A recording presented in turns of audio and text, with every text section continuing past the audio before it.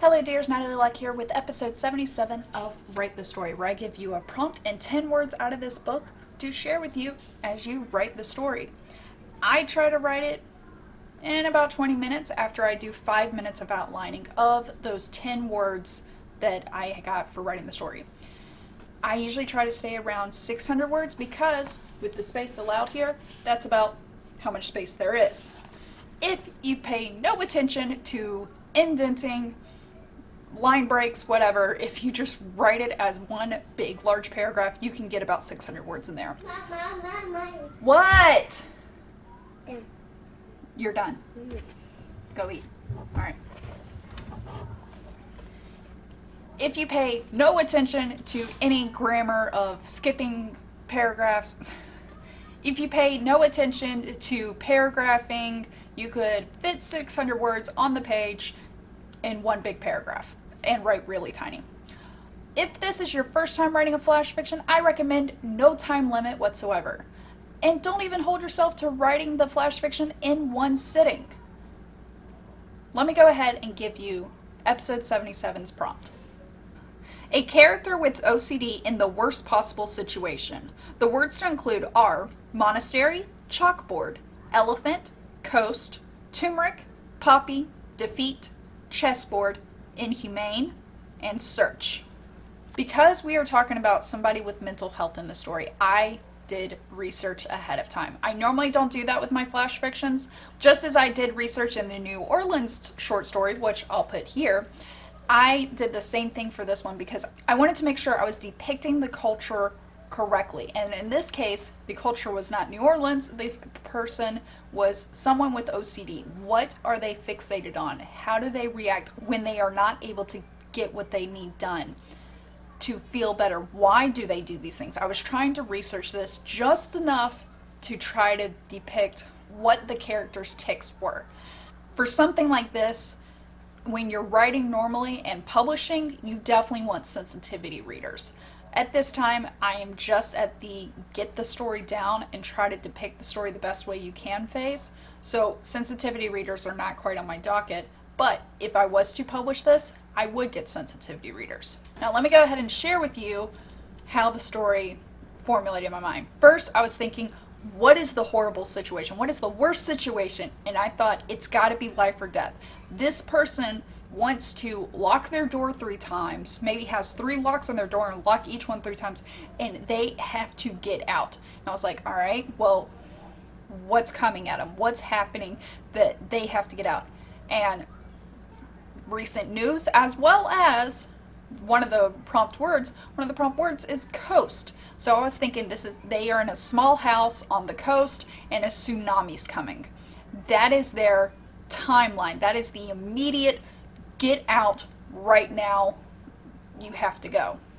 Other things that I took from the words was things that kind of either played into the main character's OCD or it just happened to be around their home. So I was thinking the chalkboard maybe had their checklist of everything that they wanted to get done on a weekly basis, such as watering the plants, dusting, were 2 things that I call it specifically, but I imagined other things on that list of wiping down the counters, mopping the floor, shining shoes or something, like things that they must do every single week.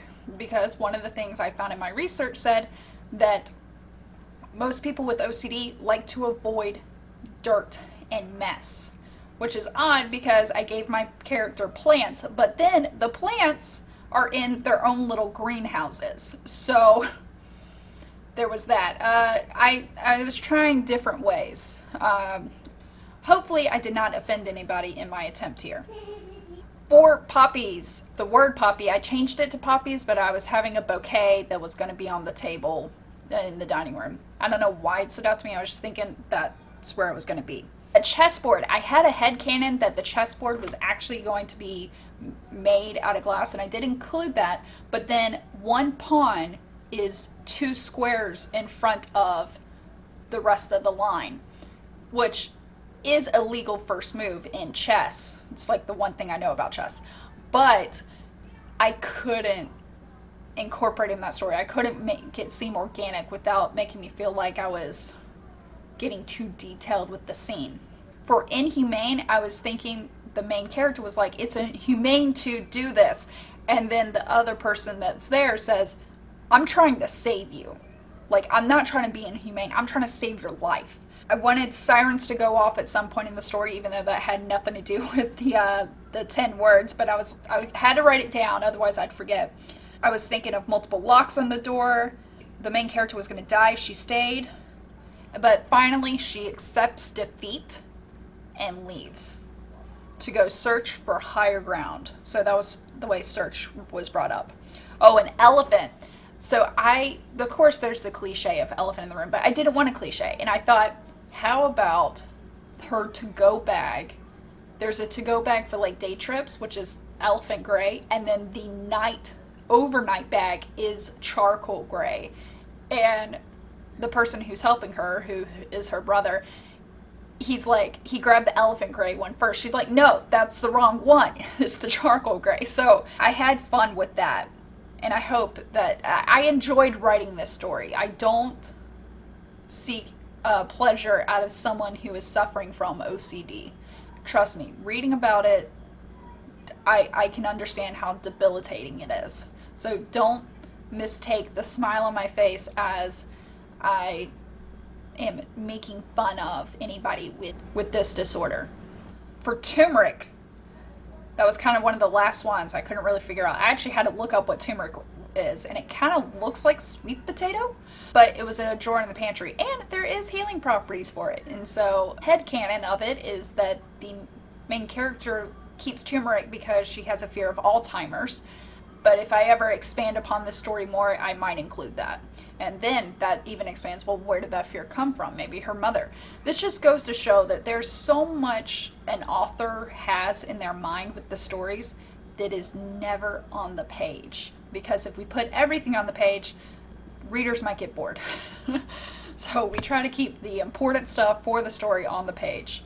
For monastery, there is a reference that the house is like a monastery because it's so pristine. It has like no knickknacks anywhere on in the house. So that's where monastery came into the fold. So out of those 10 words, I didn't change a single one. Not one. Now, let me go ahead and read you my version of episode 77. It was quiet at 7:33 a.m. in the house on the coast. Emily felt her house rumble as the earth shook beneath the foundation. Her phone rang just as the house settled. Before answering, Emily set a pen and a pad on the counter next to her corded wall phone. Hello, she answered. It's Ben. I'm coming to get you. We have to evacuate. I'll be there in 5 minutes, Ben said and then hung up, startling Emily. Emily wiped down the phone before returning it back to the receiver. She went to her chalkboard on the wall with the title Weekly Checklist. Most of the boxes had a single slash, but a few had a full X in the box. Emily ran her finger down the list and stopped at the first single slash, water the plants. Emily filled up the watering can from under the sink. She went to each of her 9 plants in their individual greenhouses and tipped the can 3 times before closing the door. She completed the X next to water the plants on the chalkboard. Next was dusting. Just as Emily grabbed the microfiber cloth and spray, her door vibrated with feverish knocking. Emily had just unlocked the last lock when the door bounced open before she could touch the doorknob. Ben stepped in. All right, where is your bag? Let's go, he said. I'm not packed yet. I have to handle everything else before I can pack, Emily said as she closed the front door. Ben's hand dragged across his face. Okay, I'll grab your bag, get your medicine and the bathroom stuff. Is your bag still in the hall closet? Ben called out from the hallway. Top left, Emily shouted as she set her medication on the counter. She then grabbed the cloth and spray and made her way to the glass chessboard. Ben came around the corner, shoving her medicine in a bag with clothes already spilling out of the top. Okay, bathroom stuff is last, he said before looking up. Emily shook her head when she saw the bag. That is my day bag, elephant gray. My overnight bag is charcoal gray. Ben rolled his eyes. Okay, I'll switch it out, but we have to leave. Don't worry about any of this stuff. Sirens began to go off, faint, through the double-pane windows.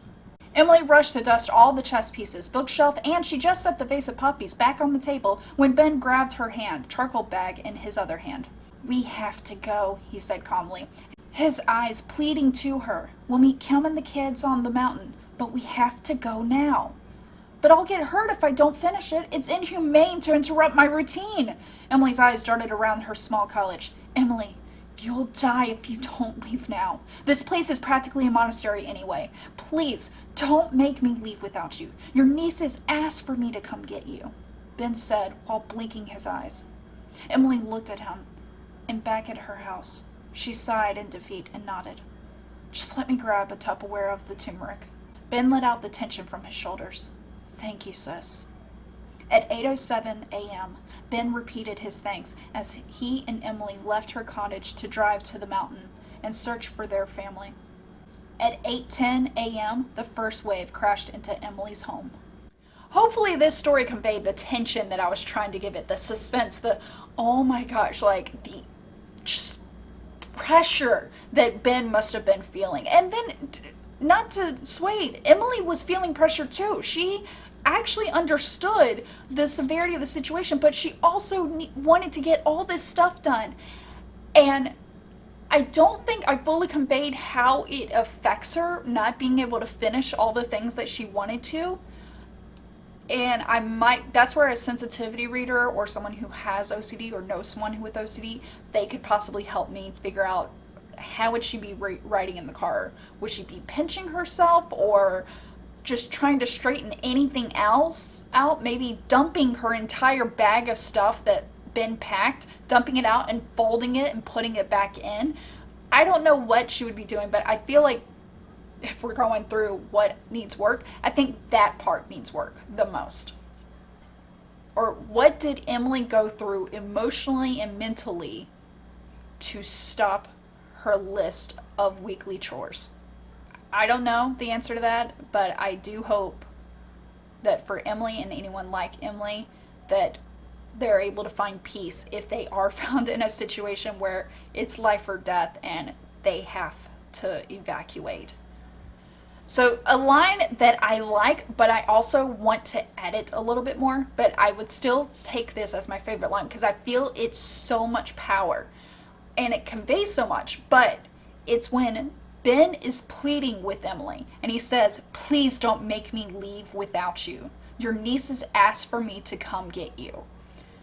Now, in this moment, Ben is blinking, like his eyes are watery, and it's not just, "Hey, I miss you, sis. Like, I love you and I want you here with me."